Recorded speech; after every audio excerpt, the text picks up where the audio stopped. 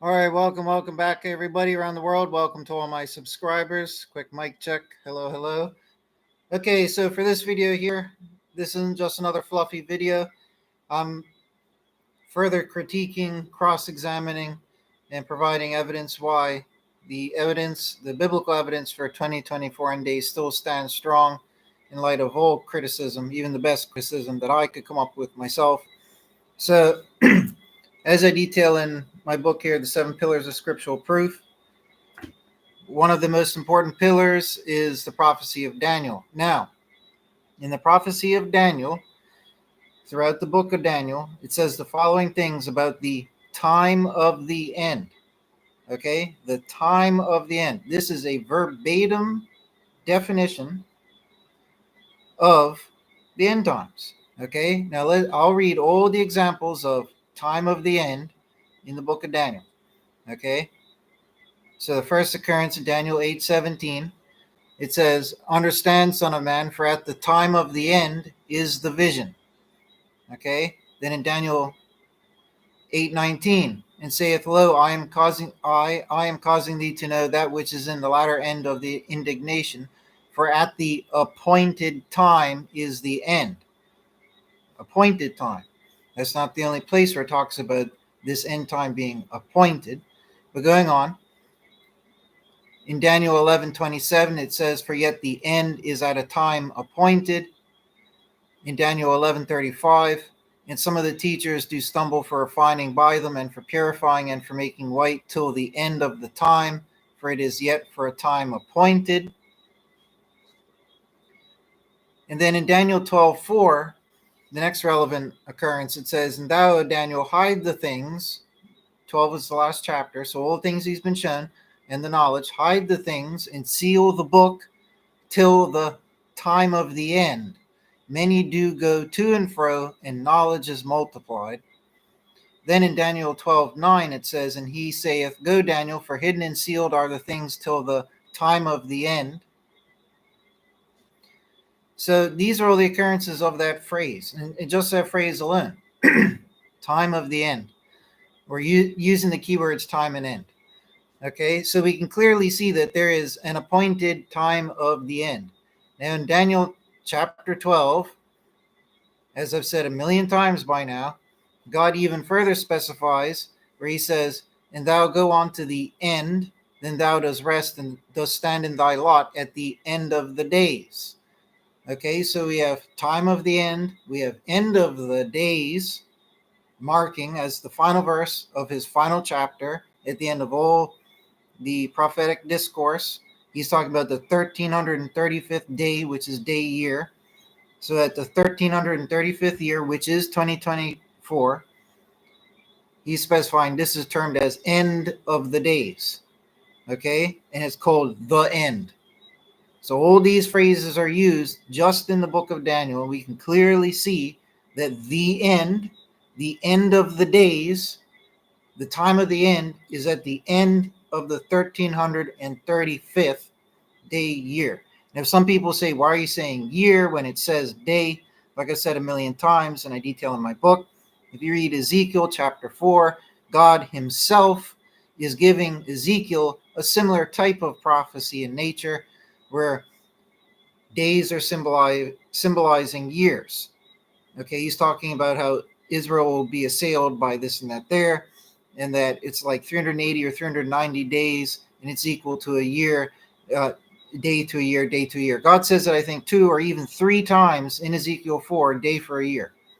Okay, so we know that God, that's a biblical precedent, that God does do this, that day for a year principle. Okay, and when he stated it in double or triple, in duplicate or triplicate to reaffirm it. Right, so that's undeniable. Nobody can deny that.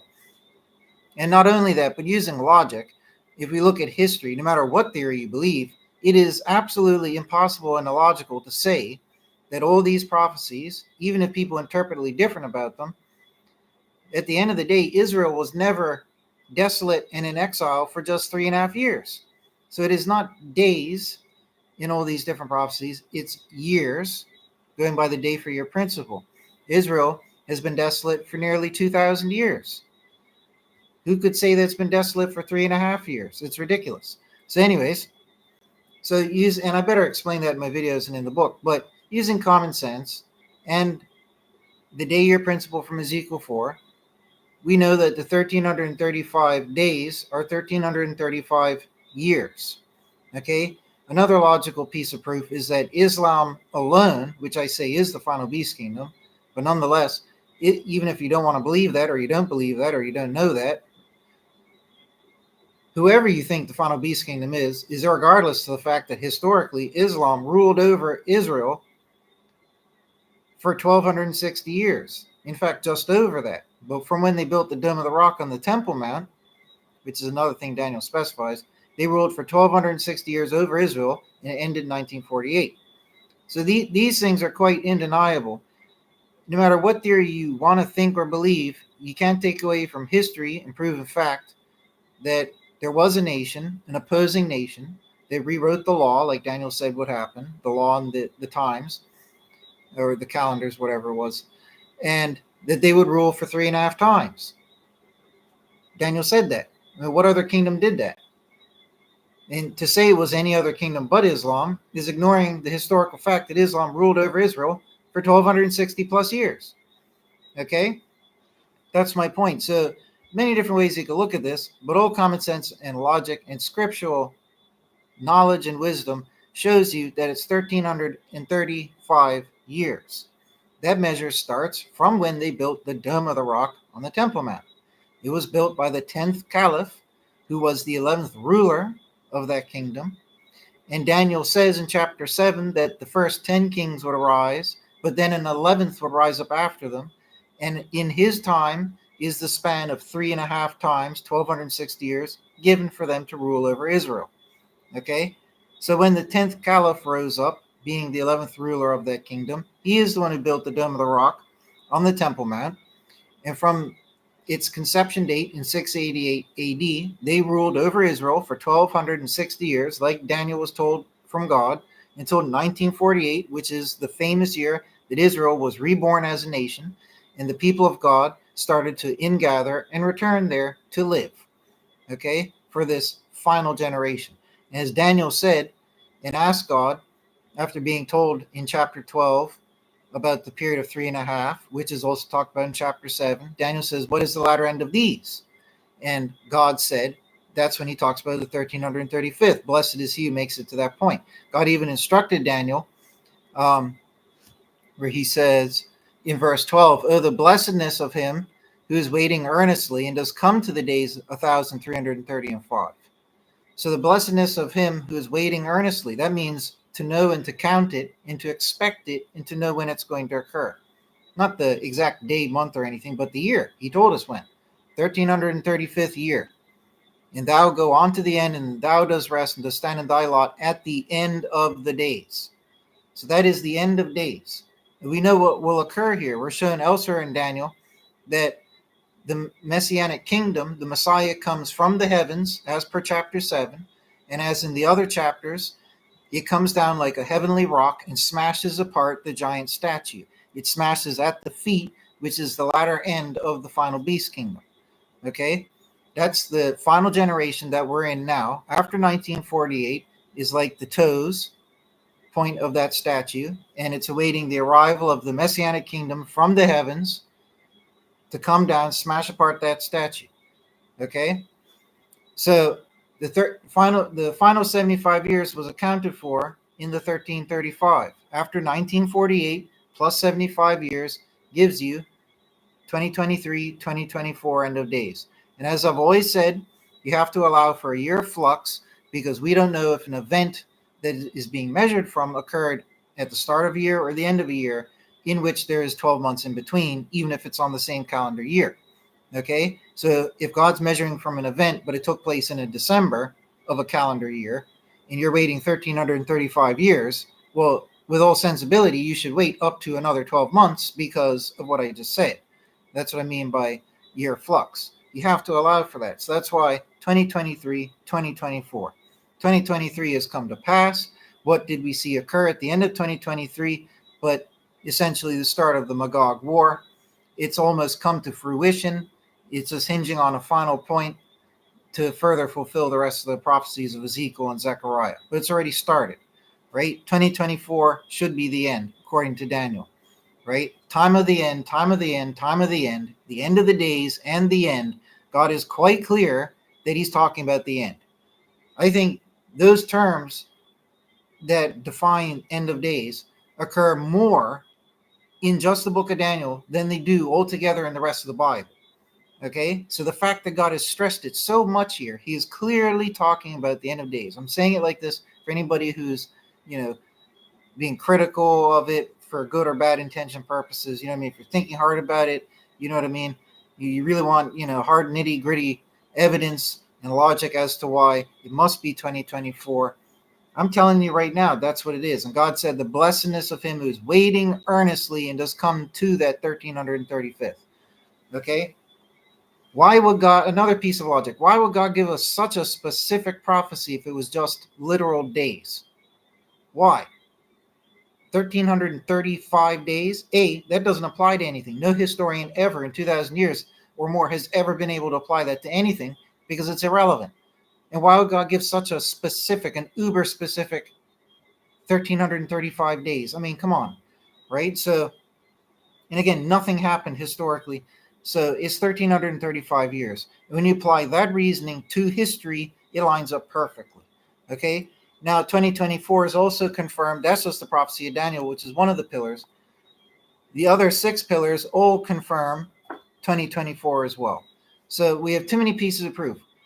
The duration of mortal mankind from the birth of Seth, who was the first mortal human, as I've said a million times, and it's chapter 1 of my book, that is 6,000 years. And I've got it all plotted out on the pages with all the verses for everybody, right? In chapter 1, right? All the places where you can get the ages of the patriarchs, all that in linear fashion from Seth. Okay, it goes all the way down. It's the whole first chapter with subtotals along the way to help you out. Every single number is biblically derived. It culminates when the Bible stopped being written with the destruction of Israel at the hands of Babylon in 586, 587, whichever one it was. It's in here somewhere. And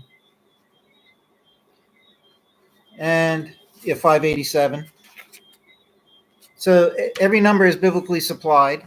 After 587, that's just common recent history. That's 2023 and a half years. Well, 2024 years, because we're in 2024, depending on how we want to term it. Plus, screensaver. Plus 423, right? So by 587 BC, just one quick example of the breakdown. That was it had been 2,967 years from after. Oh wait, no. It's how is it? Oh yeah, that's the prior running subtotal plus the 423 years after the remaining 36 years of King Solomon's reign. Okay, yeah. So you get subtotals along the way. All the length of the reigns of the kings is here as well. Every single one meticulously counted to the exact digit. Okay. The sum total of all their reigns after Solomon's 4th year of reign is 423 years. You add that to the prior running subtotal, you get 3,190 years, just as an example. 3,190 years is the year 587 BC. So from 587 BC, you add that on to the 3,190 plus 2023, 2024, and that gives you the 6,000, right? So it's all there on the pages. Every number is either biblically supplied from the Bible. That accounts all the way up to the year 587, okay? Is all accounted for. And from 587 until now is thus recorded history. Straight numbers. So that's undeniable.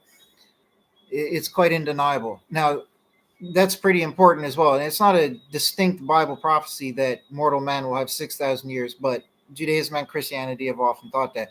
Now, the next big important thing is as follows. And I covered this in some of my chapters as well.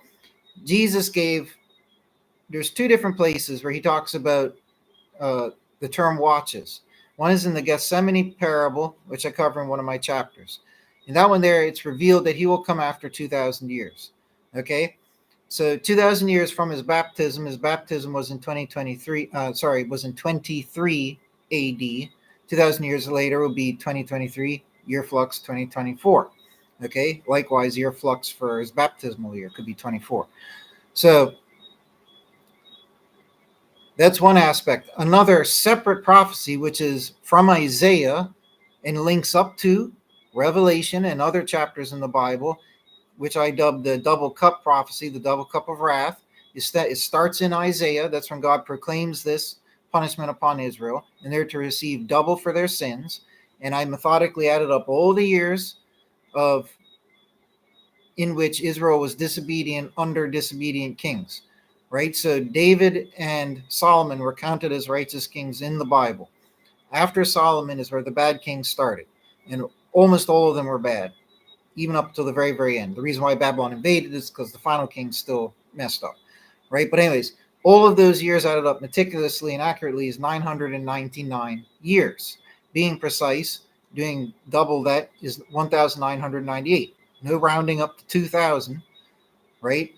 Keeping it separate from the watches parable from Gethsemane and all of that. And the other statement Jesus makes, he makes it somewhere else about if he comes on the second or the third watch, which is after 2,000 years. Ignoring those, taking the double cup prophecy as its own from Isaiah, we see it's the same terminology as I explained in the book that's talked about in Revelations. The cups of wrath are being poured out upon Israel at the very end of days, not because God hates Israel, but anyways, I'm not giving huge discourse here. It's all proven in the verses themselves. I wouldn't be saying it otherwise. The wrath started to pour out at the start of that 999 years. Okay. Sorry, no. At the end of the 999 years.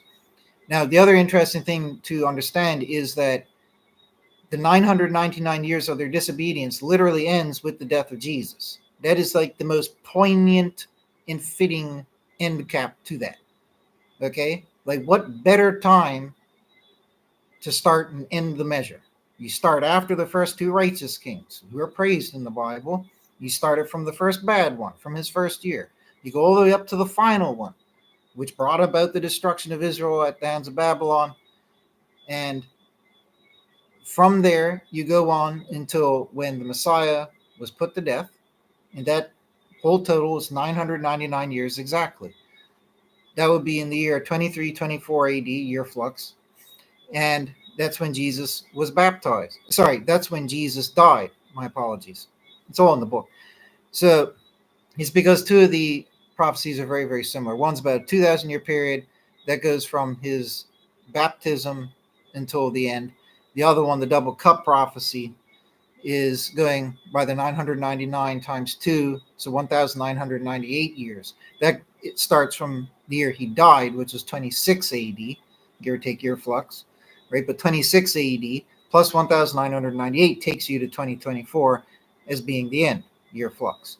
Okay, we know that Jesus was baptized in 23 and died in 26 because from the prophecy of Daniel, again from Daniel, giving us the numbers, he says that in the 483rd year, the Messiah would be cut off. If Jesus was the Messiah and Jesus died, he died in the 483rd year from what? The decree from which only came from Artaxerxes to rebuild Jerusalem, both street and wall. It wasn't to rebuild the temple. That's what King Xerxes or whoever he was did. The king of was it Cyrus? Did it? The king of Persia much earlier. The prophecy itself in Daniel says rebuild Jerusalem, both street and wall. This is actually recorded in the Bible, and it says that Artaxerxes gave the decree to rebuild street and wall, and it has verses where it details the people building the streets and walls at the decree of Artaxerxes. So it's undeniable that it's Artaxerxes' decree. And historians validate that the only verifiable year, the only singular year that decree could have historically gone out was 457. So 483 years from there gives you his death year of 26 AD. Give or take a year flux, like I said. He preached for 3 years before he died. So he was baptized 23, he died 26. That's how we know those numbers. So when Jesus says in one place, I'm going to come after 2,000 years, this is based on the Hosea prophecy, is the Gethsemane parable, okay? After 2,000 years from his baptism, when he was appointed, Remember, he faced off Satan just before his baptism. After he faced off Satan and he was approved at his baptism. That's when he became the Messiah, started going around doing the miracles and teaching people stuff. That's when his gospel mission started for 3 years. Okay, it's from that date, 2,000 years later, that's when you get the end. If you're looking at the double cup of wrath prophecy, which is completely different but similar in terms of length of time, that's talking about in terms of the length of time of their disobedience, then doubled afterwards as a punishment. And like I said, that goes from 26 AD, when the end cap of their disobedience time ended at the death of Jesus, and then the double cup of wrath started to pour out. So it'll pour out for double that. That culminates in 2024. Okay? And those things are confirmed in the Revelation verses where the exact same terms from the Isaiah prophecy are used, validating that that is what God means. God identifies the harlot riding upon the beast as the great city where the Lord and Savior was crucified. That is Israel. Okay? That is Israel. So Revelations, dictated by Jesus, identifies Israel, Jerusalem, as that place. And it's not that it's portraying it as bad. God loves Israel. He's going to redeem it. That's what the whole Bible is about, front to back. The whole world is going to be reshaped, reformed, and all this destruction is coming. The good will be taken up out of it, like Sodom and Gomorrah. So we shouldn't be surprised that all this bad stuff is coming. And the bad stuff is coming. It's not coming for the good people. It's coming for the bad people. Okay? Those who deserve it. The good will be taken out. So that's a little bit different, right? It's not like regular time. We're talking about the end of days. It's going to be like Sodom, and the good will be taken out. The bad gets stuck there to suffer those woes. Well, the culmination, the end of those woes. Okay? So you have two different prophecies. This is what I mean. You don't even need to have the prophecy of Daniel, although I think it's the best. Even ignoring the prophecy of Daniel, you have a direct statement from Jesus that he comes after 2 watches. Psalm 90 defines that a watch is a period of 1,000 years in the famous Psalm 90. So when you're looking at logical, critical evidence for this, it's very, very logical and wise to ascertain that when Jesus said he's going to come after 2 watches, that he's coming after 2,000 years. Okay? He's either going to be coming after 2,000 from his baptism, 2,000 from his death. But if you want the nitty-gritty proof, it's in the books, and I talk about it in some of my videos, like I said. So the very fact that his death is a pinpointed time in prophecy, being 26 AD, pinpointed by Daniel, the co-author of all those other prophecies, half of the other ones in the book, okay, pinpointed as 26, that pinpoints 2024, okay? So my point is that some people might say, oh, well, what if you're supposed to take these things from the baptism, like both of these prophecies, that'll give you 2026 or whatever, right? It's not going to go past, it can't go forward in time anymore, okay? It's going to be 2024 according to all these revelations. So Jesus made it very clear. Another place, Jesus said that only when Israel was reborn will he be ready waiting at the door. So I didn't quote him like that, but that's the essence of what he said. Israel was reborn in 1948. That's the fig tree putting out new shoots. That only occurred in 1948. For almost 2,000 years prior to that, it didn't occur. It only occurred in 1948. 1948 was a fulfillment, in part fulfillment of Daniel's prophecy, right? So there's too many things coming together here. Separate statements made by different prophets. I'm not saying Jesus was just a prophet, but Jesus made a prophecy 500 years after Daniel made his prophecies, hundreds of years as well after Ezekiel making his prophecies. But all these things come together, right? They weren't just written by one charlatan at one time. They're written by different people who didn't physically know each other, hundreds of years apart. But all these prophecies are coming true with history. And singular people, groups of people cannot control world events like this to make these things happen on certain dates. Okay? So this is God doing these things, orchestrating all these things. And it clearly shows us, like he said, that the time of the end of the days is 2024, and that blessed is he who's waiting earnestly and coming to those days, which means you have to know when it's coming. You have to count it. You have to apply the numbers. Okay, 1335, when will that be? When do you take the measure from? Ah, yes, Dome of the Rock. 1335 later will give you 2024. Okay, right? If you want extra proof to back it all up, it's all in the book here, right? So we have more than enough good, solid reason to believe that's 2024, even excluding what I think is the greatest piece of proof, which is Daniel's prophecy. Okay, so I just tried to cross-examine this further. Think like what a skeptic might think, or somebody who's trying to test it in the well of skepticism and criticism, and think, how could you take this down? There's no way, I think, no way that I have gone off the deep end and come up with something that's not biblically verified. There's absolutely no way. This is too rock solid. Even Hosea, different prophet, different time period, saying after 2 days we will be healed. Even Judaism says that's a prophecy about the messianic times, but Judaism doesn't believe in Jesus. So that just shows you how could that the timing of that be so applicable to what I'm talking about here in those two Jesus prophecies, the ones I just mentioned, the double cup of wrath and the Jesus one. They're not both Jesus prophecies, right? But how could that Hosea one? The fact is that it fits perfectly. Those 2 days after 2 days we're healed. That's after the two watches.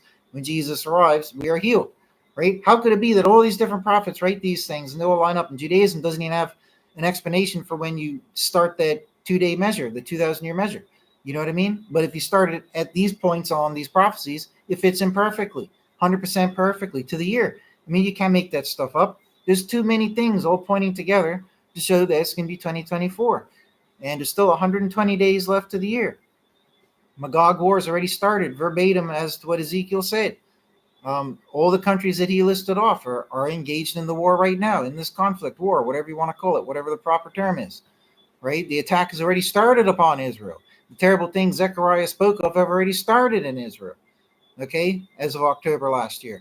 So it's quite undeniable. Nobody could say that the Magog War isn't starting according to how Ezekiel said, because it is. This is a fact, right? The very last step, like I've been saying for weeks now, that last domino has to tip over because all the other ones before it in prophecy have come true.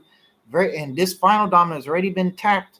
It's already starting to come true because those aforementioned nations who are prophesied to have started the attack as described upon Israel, right? Even with their missiles falling down from the sky, like it says, to protect Israel with the Iron Dome. All this stuff, you can't make this stuff up. There's no way that all these different prophets, all these different people writing hundreds of years apart, didn't know each other, have no reason to corroborate one another, no reason at all for something way off in the future if it's all fake. It has to be real prophecy. That's why it's all come true up until this point, and it's still coming true at this point. And it all shows that 2024 is the year. Okay? And Jesus said that it will come suddenly it'll come suddenly out of nowhere. He'll arrive like lightning. People will be saying peace and charity, and there'll be sudden destruction. He said it'll be like that. He said it'll be like the days of Sodom, where there'll be sudden destruction from the heavens with fire and brimstone, and the good will be taken away by the angels. He said it'll be like Sodom in the end of days. That's what he said. And Sodom was destroyed like that, instantly from the heavens. If you even turn back to look at the destruction, you're turned into pillar of salt like Lot's wife. Remember Lot's wife. I'm pretty sure it even says that. Okay, and he also compares it to the flood of Noah. Why? Because the flood of Noah came out of nowhere and caught everybody by surprise, right? Like the days of Noah. So all the three places where Jesus warned us, where the scripture warns us, tells us that it will come suddenly out of left field and shock and surprise everybody. It will not be preceded by a 7-year tribulation period at the hands of some antichrist ruling the planet. That is a non-biblical deception at the hands of the churches that has sorely deluded billions of Christians. Okay? You're not going to have forewarning about this. That beast kingdom already took place. It was Islam ruling over Israel for those 1,260 years. But right now we're in the toes, in the final generation. Just like Daniel said, that's where we are. There's no 7 years left. There's no Antichrist who's going to rule over the earth. All of this stuff is dispelled in my book and in my video teachings. I could go further, right? But just trust me, don't be deceived. If 2024 comes and goes, then we can sit down and talk again, okay, about what next, right? But until then, we've got 120 days and all the blinking reason in the universe to believe that it should be in 2024. And if it is going to be in 2024, or no matter when it is, the most important thing, like the prophet Malachi said, like Jesus said, like Daniel said, like all the prophets say, is that we have to purify ourselves, make ourselves white, And the way we do this is by reforming from our sins, being reborn from above, becoming a new creature, new mind, new spirit, where we don't do the pattern of our old self. We don't do the sins anymore. We've become new. This is that is your true baptism. That is how you get forgiveness for your past sins. That is how you get the seal of God, how you get the Holy Spirit of God that seals you for that final day and in general. Okay, so the way to salvation is by reform. So that is critical. All those prophets warned that we got to do it. Malachi said it would be like a day where a refiner comes and the earth will be like a furnace. Okay, and it would be or like a refiner with soap. Okay, Daniel talks in the verse I just read, purify and make white and this and that there before the time of the end. Okay, Isaiah talks about stuff like that. Ezekiel talks about that. Okay, all these prophets spoke about those things and they warned it because that's what's going to get you out of here. Okay, knowing when it's going to happen is not going to get you out of here. Being prepared for it. I'm not going to go up anywhere unless I deserve to go up. Even if I'm here yakking about it for 8 years, doesn't make a difference, right? If you hear it for 8 years, don't make a difference. You got to apply what the Bible taught us to do, which Judaism and Christianity, true Christianity, teach, which is you got to reform to be saved. You got to reform. That's what you got to do. So if you have sins that you're still doing, you got to stamp them out, stop them, don't do them. And if you still end up doing them, and you're choosing to do them, then you're just kissing your salvation away. That's how it is at the end of the day. So it should be easy for us to not sin. It shouldn't be hard for us to not sin. Don't listen to people who tell you, oh, it's hard to not sin, right? Who cares even if they are right? Because it depends on your approach. It could be very hard to stop sinning. So technically you could say they are correct. But if that's your way of thinking, then you'll never get over it. And you'll never be able to fix yourself. You have to believe that it is easy to not sin. If you want to live in heaven, up there isn't sin. So how are you going to live up there if you're so addicted to sin? If you can't live on earth as it is in heaven, then you're not off to a good start. If you're living on earth like, oh, I can't defy sin, I'm powerless to it, I'm always going to be addicted to it, thinking you can never conquer it, then you're not fit for heaven. That's how it is. Okay? Unfortunately.